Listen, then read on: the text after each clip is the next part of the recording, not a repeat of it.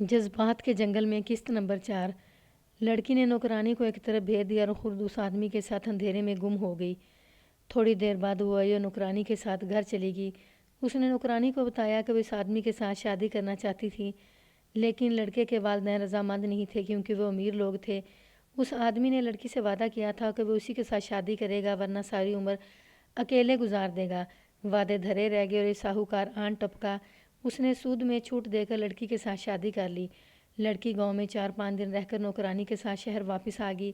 اس کے بعد اس نے کئی بار نوکرانی کو گاؤں بھیجا اور اس آدمی کو شہر بلایا۔ یہ آدمی آتا تھا تو نوکرانی موقع محل دیکھ کر اسے گھر میں داخل کر دیتی اور خود باہر پہرے پر کھڑی رہتی۔ اس نے مجھے بتایا کہ یہ لڑکی اسے بہت اجرت دیتی تھی۔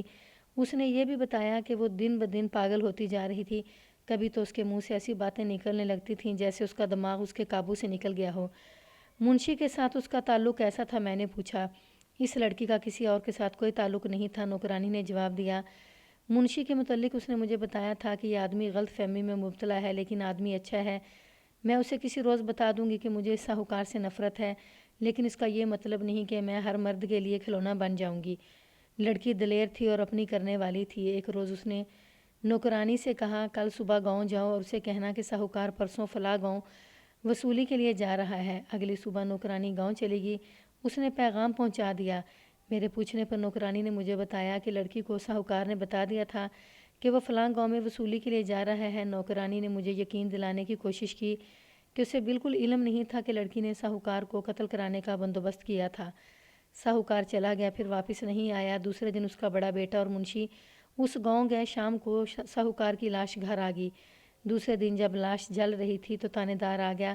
اس نے باہر کے لوگوں کو گھر سے باہر نکال دیا، ساہوکار کے بیٹے اور منشی کو گھر رہنے دیا۔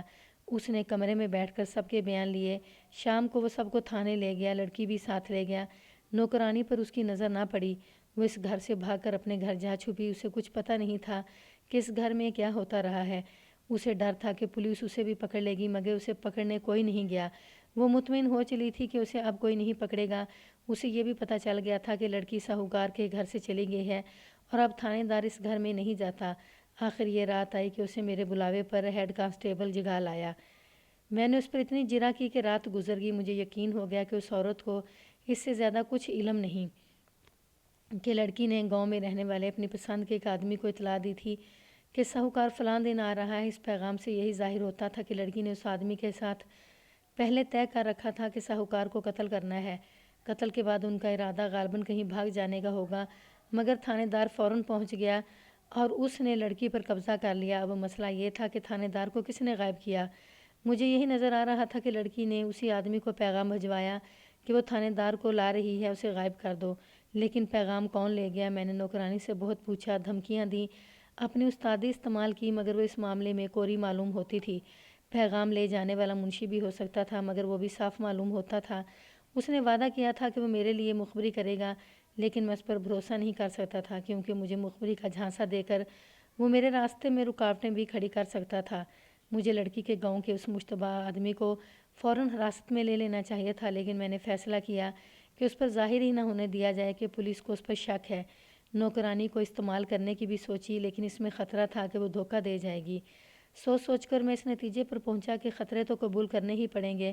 میں نے نوکرانی کو رات بھر جگائے رکھا تھا، اسے بڑا اچھا کھانا کھلایا اور ایک کمرے میں اس کے سونے کا انتظام کیا۔ میں نے اسے یقین دلایا کہ اس کے خلاف کوئی کارروائی نہیں کی جائے گی، بلکہ اسے انعام ملے گا۔ اس کے خامد کو میں نے اس کے سامنے تسلی تشفی دی اور سختی سے کہا وہ کسی کے ساتھ کوئی بات نہ کرے۔ دونوں میاں بیوی غربت اور خوف کے مارے میرے قبضے میں آ گئے۔ نوکرانی کھا پی کر سو گئی۔ تھانے کا سٹاف رات بھر کا جاگا ہوا اونگ رہا تھا، میری نیند غائب تھی۔ میں نے اے ایس آئی اور اس کے کسی بھی آدمی کے ساتھ بے تکلفی یا دوستانہ انداز کی کوئی بات نہ کی۔ ان کے ساتھ میں بے تکلف نہیں ہونا چاہتا تھا۔ میں انہیں بتانا چاہتا تھا کہ میں پتھر ہوں اور میں کسی کے ساتھ کوئی رعایت نہیں کروں گا۔ میں نے انہیں کہا کہ جب تک تھانے دار مل نہیں جاتا میں کسی کو سونے نہیں دوں گا۔ اے ایس آئی سے کہا کہ لڑکی کے گاؤں سے مکھیا، نمبردار اور چوکیدار کو اور وہاں کے قابل اعتماد اور عقل مند مخبر کو فوراً بلاؤ، لیکن جو بلانے جائے وہ دیہاتی لباس میں اس انداز سے جائے جیسے کوئی مسافر کسی دوسرے گاؤں جا رہا ہے۔ وہ یہ اطلاع بھی لائے کہ فلاں ذمہ دار کا بیٹا گاؤں میں ہے یا نہیں۔ مجھے ان لوگوں کے نام یاد نہیں رہے۔ مسلمان تھانے دار کا نام بتانا نہیں چاہتا، یہ تو میرے سینے پر لکھا ہوا ہے۔ ایک کانسٹیبل کو میرے بتائے ہوئے حلیے میں گاؤں کو روانہ کر دیا گیا۔ نوکرانی 3-4 گھنٹے سو کر اٹھ بیٹھی۔ میں نے اس کے ساتھ دوستانہ باتیں کی، کچھ اور کھلایا پلایا۔ اس پر تھانے اور پولیس کا جو خوف سوار تھا وہ اتر گیا۔ یہ میری استادی تھی کہ میں نے اسے پولیس کا فرد بنا لیا۔ وہ بھی اپنے آپ کو پولیس کا فرد سمجھنے لگی۔ میں نے اسے کہا کہ وہ لڑکی کے گاؤں جائے اور اس کے ماں باپ پر یہ ظاہر کرے کہ اس نے ان کی بیٹی کی بہت خدمت کی ہے اور وہ اسے اپنی بیٹی سمجھتی رہی ہے۔ اس طرح وہ ان کے ساتھ ہمدردی اور محبت کا اظہار کر کے معلوم کرنے کی کوشش کرے کہ لڑکی گھر میں ہے یا گھر گئی ہی نہیں۔ اگر اسے موقع ملا تو اس آدمی سے بھی ملے جس تک وہ لڑکی کا پیغام لے جایا کرتی تھی۔ میں نے اسے بہت لمبی چوڑی ہدایات دی تھیں اور یہ بھی ذہن میں ڈال دیا تھا کہ اس نے دھوکہ دیا یا کوئی اطلاع چھپائی اور دانستہ غلط بات بتائی تو اس کے لیے نتیجہ کیا ہوگا۔ اور عورت چلاک اور ہوشیار تھی، سب کچھ سمجھ گئی۔ میں نے اس کے لیے ٹٹو منگوایا اور اسے گاؤں کو روانہ کر دیا۔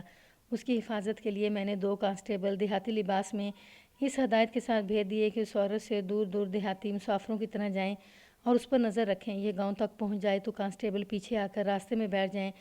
نوکرانی واپس آئے تو اسے اپنی نظر میں رکھ کر واپس لے آئیں۔ لڑکی کے ماں باپ کو بھی میں نے ابھی پردے کے پیچھے رکھا ہوا تھا۔ قاعدے کے مطابق ان کے گھر چھاپا مارنا چاہیے تھا، لیکن میں ملزموں کو چکنا نہیں کرنا چاہتا تھا۔ مجھے یہ پہلو بھی پریشان کر رہا تھا کہ اگر تھانے دار اور لڑکی کو پیشہ ور مجرم اڑا لے گئے ہیں تو انہوں نے پولیس کی ہر ایک حرکت اور کارروائی پہ نظر رکھی ہوئی ہوگی۔ اس لیے میں یہ کوشش کر رہا تھا کہ میری کوئی حرکت ملزموں کو نظر نہ آئے اور میرے ارادوں کو قبل از وقت نہ سمجھ سکیں۔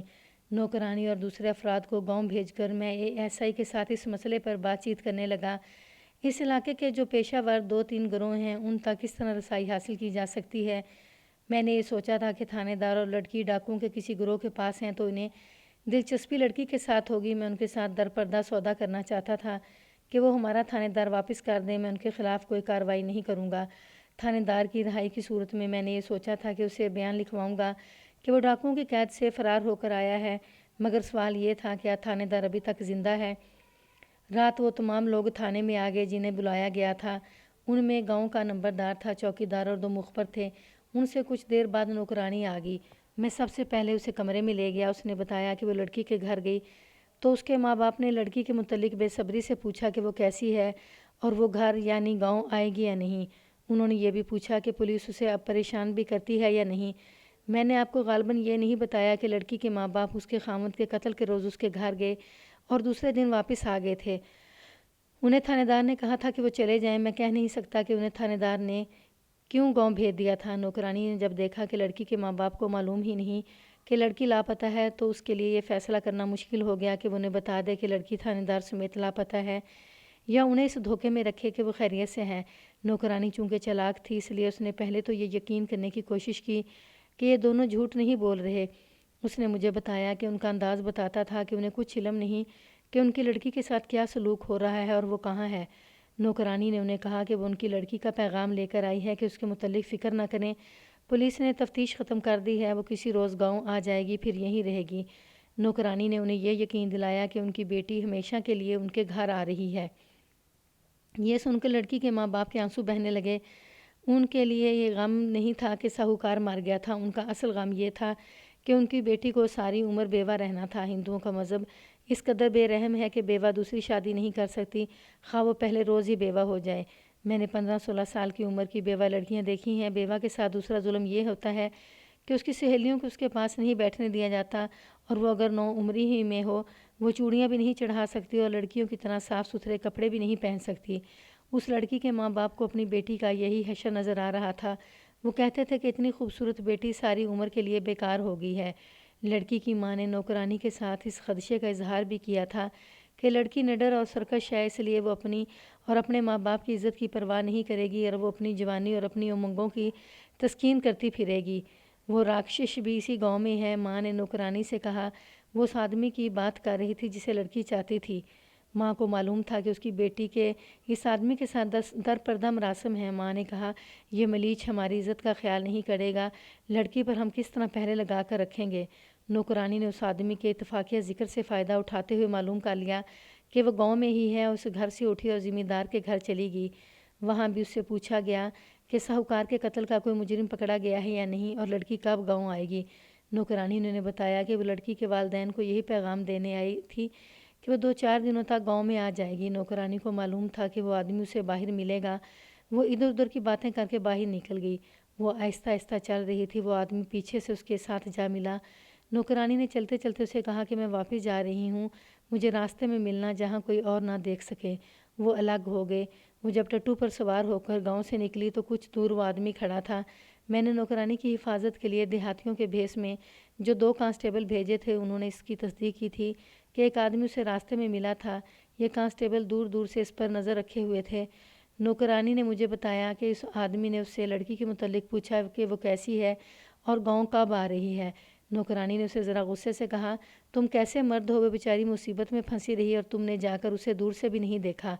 اس نے کیا کہلا بھیجا ہے؟ اس نے پوچھا۔ اس نے مجھے بلایا ہے، اس نے ابھی صرف خیریت کی خبر دی ہے۔ نوکرانی نے اسے کہا، میں نے اسے پوچھا تھا کہ تمہیں شہر آنے کی کہوں، اس نے کہا تھا کہ ابھی نہیں، اور اس نے خاص بات یہ کہی ہے کہ میں گاؤں میں نہیں آؤں گی، وہاں آئی تو گھر میں قید ہو جاؤں گی، جب ضرورت سمجھی تمہیں شہر بلا لوں گی۔ اسے کہنا کہ وہ یہ نہ سمجھے کہ میں نے اس کی پرواہ نہیں کی۔ اس جوان آدمی نے کہا، اسے کہنا کہ تم تو جانتی ہو کہ میرا ابھی شہر آنا ٹھیک نہیں، پھر بھی میں ایک روز گیا تھا، میں نے تمہارے گھر میں تھانے دار کو داخل ہوتے دیکھا تھا، میں واپس آ گیا۔ مجھے جب بلاؤ گی آ جاؤں گا، گاؤں میں آؤ گی تو جب کہو گی چل پڑیں گے، گھر کی قید سے آزاد ہونا کوئی مشکل نہیں۔ یہ آدمی دلیر ہو سکتا تھا مگر بیوقوف ضرور تھا۔ بیوقوفی کی ایک وجہ تو یہ تھی کہ اسے اس نوکرانی پر مکمل اعتماد تھا، اور دوسری وجہ لڑکی کی خوبصورتی تھی جسے دیکھ کر ہر کوئی ٹھٹک جاتا تھا۔ اس آدمی کی جوانی اور دیہاتی پن کا بھی قصور تھا۔ اس نے نوکرانی کو یہ پیغام بھی دیا کہ اس نے کچھ رقم اپنے پاس رکھ لی ہے اور وہ لڑکی بھی جتنی رقم اڑا سکے الگ رکھ لے، آگے چل کر بہت ضرورت پڑے گی۔ لڑکی سارے زیورات بھی الگ باندھ لے۔ اس نے نوکرانی سے یہ بھی پوچھا کہ پولیس نے کیا کھوج لگایا ہے۔ نوکرانی نے اسے بتایا کہ تھانے دار نے لکھ دیا ہے کہ ساہوکار کو ڈاکوؤں نے قتل کر کے لوٹ لیا ہے اور پولیس نے اپنی کارروائی ختم کر دی ہے۔ یہ سن کر وہ خوش ہوا تھا یا اس کا رویہ کیا تھا؟ میں نے نوکرانی سے پوچھا۔ بہت ہی خوش ہوا تھا، نوکرانی نے جواب دیا۔ اس نے اپنی خوشی کو چھپانے کی کوشش نہیں کی تھی۔ اس نے 2-3 بار مجھ سے پوچھا تھا کہ تم سچ کہتی ہو پولیس نے کارروائی ختم کر دی ہے؟ تب میں نے اسے کہا، میں تھوڑے سے انعام پر راضی نہیں ہوں گی۔ بھگوان نے تمہارے کھاتے کا خون ڈاکوؤں کے کھاتے میں ڈال دیا ہے اور پولیس کو بھی اندھا کر دیا ہے۔ تم نے پھول کو آگ سے نکال لیا ہے۔ ساہوکار جیسے راکشش کا خون پن ہے، پاپ نہیں۔ بھگوان نے اسی لیے تمہیں صاف بچا لیا ہے۔ اس نے مست سا ہو کے کہا، ہمارے راستے میں جو آئے گا اس کا خون ہوگا، تم جو انعام مانگو گی ملے گا، اسے کہنا تیار رہے اور مجھے بلا لے۔ میں اسے تسلی دے کر آ گئی۔ میں نوکرانی کو چلاک سمجھتا تھا لیکن مجھے بالکل توقع نہیں تھی وہ اس قدر چلاک اور ذہین ہوگی۔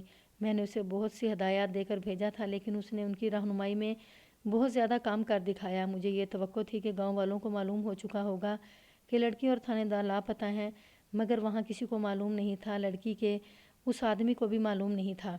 میں نے اس آدمی کی لا علمی سے فائدہ اٹھانے کی ترکیب سوچی۔ نمبردار، چوکیدار اور مخبر جو گاؤں سے آئے تھے انہیں الگ الگ کمرے میں بلایا۔ ان سے مجھے یہ پتہ چلا کہ لڑکی اور اس آدمی کی خفیہ ملاقاتیں ہوتی رہتی تھیں۔ اس سے زیادہ لڑکی کے خلاف کوئی الزام نہیں۔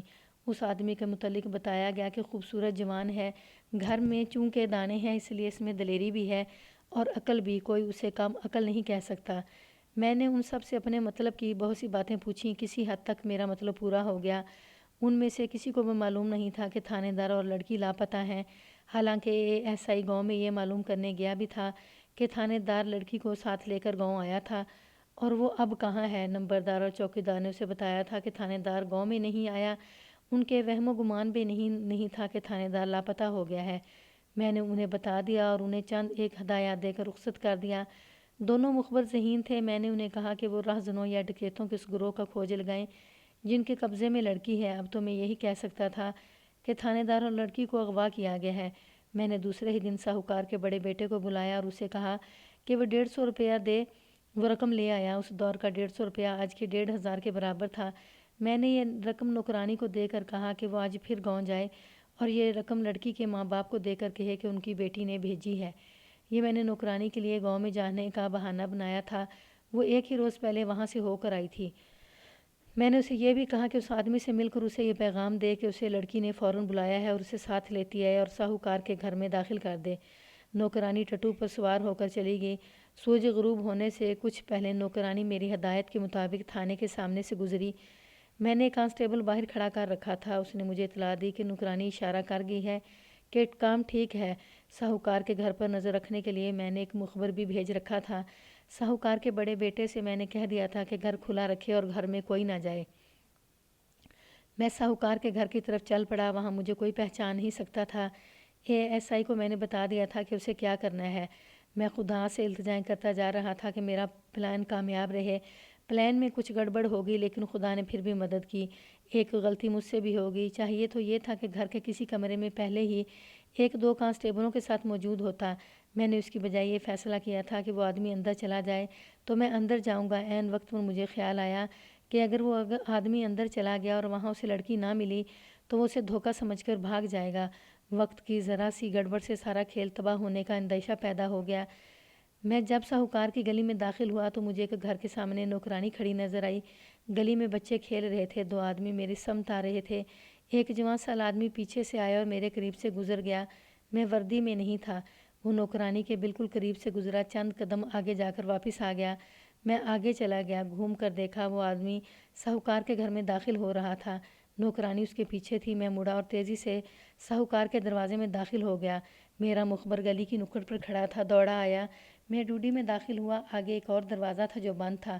میں نے کواڑوں میں سے جھانکا۔ نوکرانی نے اس خوبصورت جوان کو ایک کمرے میں داخل کر کے دروازہ بند کر دیا۔ میں نے مخبر کے کان میں کہا کہ دوسری گلی میں ASI اور 2 کانسٹیبل کھڑے ہیں، انہیں بلاؤ۔ میں اندر چلا گیا اور اس کمرے کا دروازہ کھولا جس میں وہ بیٹھا ہوا تھا۔ اس نے دروازے کی طرف دیکھا، اس کے ہونٹوں پر مسکراہٹ تھی۔ وہ بیچارہ سمجھا کہ لڑکی نے دروازہ کھولا ہے۔ دروازے جتنے اونچے قد اور ایک کواڑ جتنے چوڑے سینے والے آدمی کو دروازے میں دیکھ کر اس کی مسکراہٹ اس طرح غائب ہو گئی جس طرح جلتے بلب کا سوئچ آف کر دیا جاتا ہے۔ بیٹھو دوست، میں نے اس کے کندھے پر ہاتھ رکھ کر پیار سے کہا۔ وہ نہیں آئے گی جس کے لیے تم آئے ہو۔ آپ کون ہیں؟ اس نے گھبرائے ہوئے لہجے میں پوچھا۔ ہم ایک دوسرے کو اچھی طرح جانتے ہیں، میں نے کہا۔ صرف پہچانتے نہیں۔ وہ اٹھ کھڑا ہوا اور ہاتھ جوڑ کر بولا، رام رام، میں چلتا ہوں، یہ لوگ دکان پر ہوں گے۔ میں نے اس کے بازو پکڑ لیا اور مسکرا کر کہا، میں تم سے ملنے آیا ہوں اور تم اٹھ کر چال دیے۔ بیٹھو یار۔ اتنے میں باوردی ASI 2 باوردی کانسٹیبلوں کے ساتھ صحن میں داخل ہوا۔ یہ آدمی چارپائی پر اس طرح بیٹھ گیا جیسے گر پڑا ہو، اس کا رنگ اڑ گیا۔ میں نے اسے دھیمے سے پوچھا، ہتھ کڑیوں میں تھانے چلو گے یا یہیں سب کچھ بتا دو گے؟ اس کے ہونٹ ہلے مگر منہ سے آواز نہ نکلی۔ میرے لیے اس کا یہ رد عمل انوکھا نہیں تھا۔ قتل کرنے تک تو انسان اپنے آپ کو دلیر اور جواں مرد سمجھتا رہتا ہے۔ دلیری کی صحیح ضرورت تو اس کے بعد ہوتی ہے جو کسی بھی قاتل کو حاصل نہیں ہوتی۔ قتل کے بعد پولیس کی صرف وردی دیکھ کر قاتل کا پسینہ نکل آتا ہے۔ میں نے اس آدمی کے چہرے سے پہچان لیا کہ اقبال جرم کے لیے مجھے پریشان نہیں کرے گا۔ ASI اور کانسٹیبل کمرے میں اس کے سامنے کھڑے تھے۔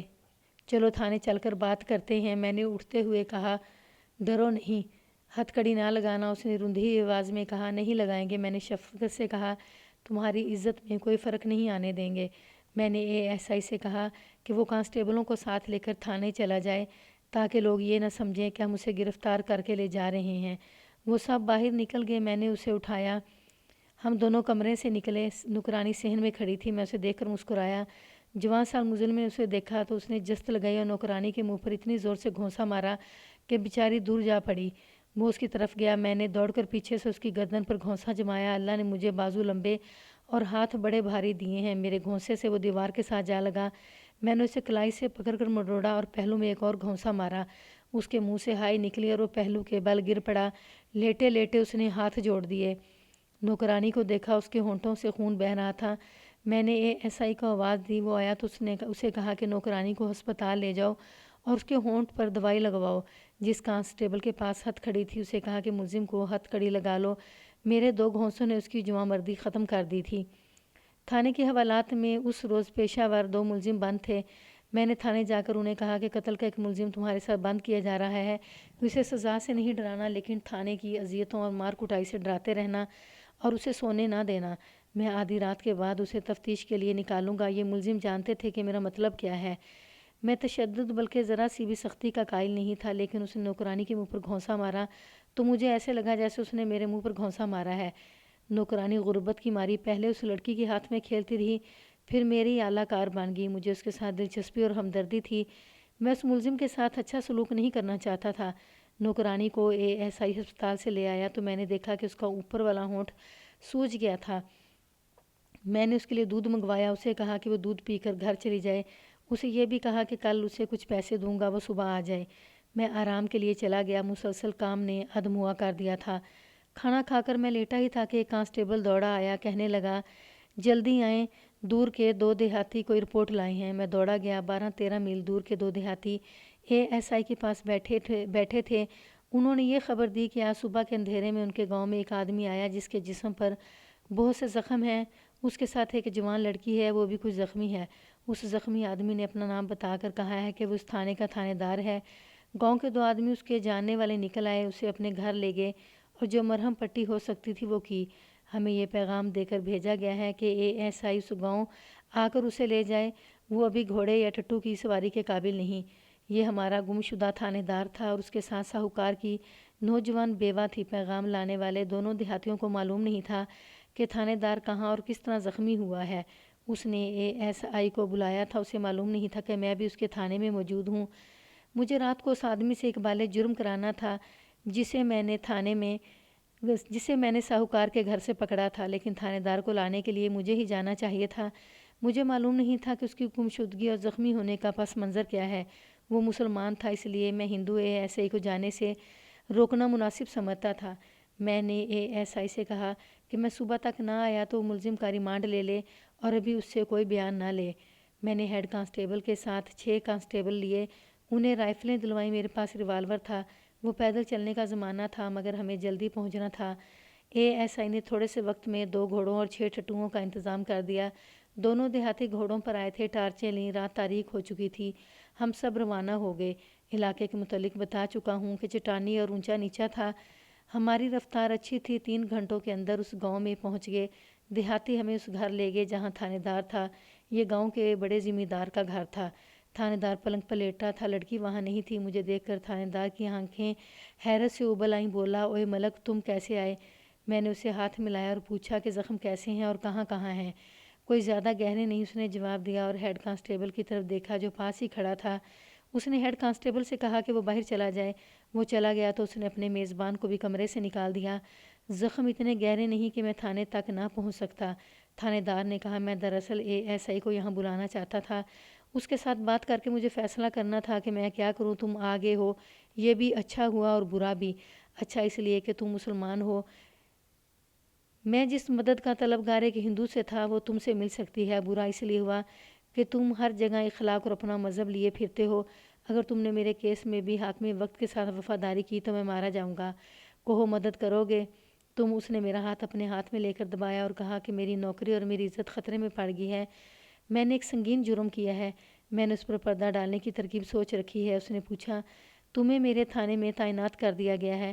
نہیں، میں نے جواب دیا، مجھے تمہیں زندہ یا مردہ برآمد کرنے کے لیے بھیجا گیا ہے اور میں نے تمہارے ساہوکار کا قاتل بھی پکڑ لیا ہے۔ ابھی اس نے اقبالی بیان نہیں دیا، دے دے گا۔ وہ ساہوکار کی دوسری بیوی کے گاؤں کا ہے نا؟ اس نے اس آدمی کا نام لے کر کہا۔ لڑکی مجھے بتا چکی ہے۔ لڑکی دیکھو گے، لیکن تم دین اور ایمان کے مارے ہوئے انسان ایسے حسن کی قدر کرنا کیا جانو؟ مجھے تو کم بخت نے پاگل کر دیا تھا۔ تم مردہ دل ساری سرورس اقبال جرم کراتے پوری کر جاؤ گے۔ اس نے کسی کو آواز دی۔ اس حالت میں بھی یہ شخص زندہ دل اور رنگین مزاج تھا۔ میزبان اندر آیا تو تھانے دار نے اسے کہا کہ لڑکی کو ادھر بھیج دو۔ لڑکی جب آئی تو میں نے یہ تسلیم کرنے سے انکار کر دیا کہ یہ کسی دیہاتی ہندو کسان کی بیٹی ہے۔ وہ بڑی ہی خوبصورت پٹھان لڑکی معلوم ہوتی تھی۔ میں بھی ASI کی طرح کہوں گا کہ اس کی خوبصورتی عجیب و غریب تھی۔ یہ آنکھیں اور یہ بال اور یہ رنگ اس علاقے کا نہیں تھا۔ میں نے بھی اس کی ماں کو اور اس کے باپ کو نہیں دیکھا تھا۔ میں نے اسے اندر بھیج دیا اور تھانے دار کو کہا کہ وہ مجھے ساری بات سنائے۔